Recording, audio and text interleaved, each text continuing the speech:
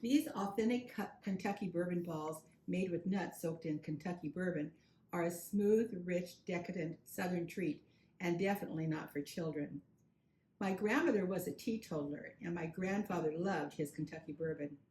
Every Christmas, Grandpa's sister sent him a box of Kentucky bourbon balls, and every Christmas, Grandma looked the other way. To make these bourbon balls, you will need 1/2 of a cup of finely chopped pecans, 4 tablespoons of Kentucky bourbon, 1 stick of unsalted softened butter, 1 teaspoon of vanilla, 4 cups of powdered sugar, 1 cup of semi-sweet chocolate, and 1 teaspoon of coconut oil. Your first step is to soak your chopped pecans in your bourbon for at least an hour or even overnight, and then just put them aside. I've creamed our softened butter and vanilla together, and now it's time to just start making gradual additions of the powdered sugar and beat with the electric mixer until it's all incorporated.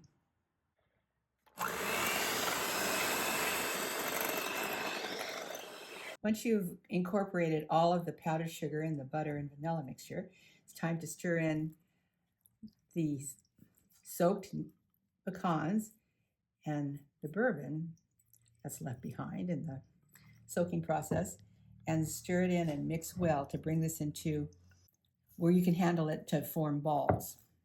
Your best tool for this process is just your hand, and just bring it into a nice round ball. This will be refrigerated for at least 30 minutes before we form it into bourbon balls.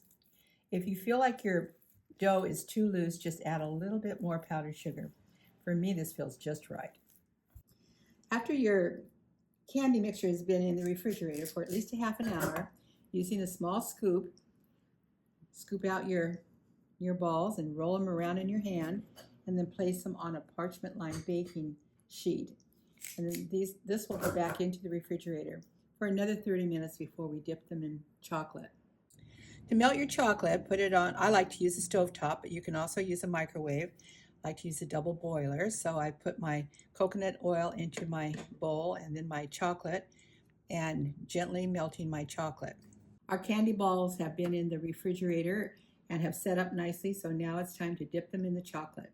I like to put about 4 balls at a time into my chocolate, and you can use any tool you want to, but my favorite are just my fingers. Be a little careful because this chocolate is warm, so just coat them, take them out, place them on a parchment-lined sheet, and once we've coated all of these in chocolate, they'll go back into the refrigerator to set up. These chocolate confections are delicious, and they make a wonderful gift, especially for a bourbon lover. Rich, smooth, and decadent, a bourbon ball has always been a Southern favorite and a special Christmas treat.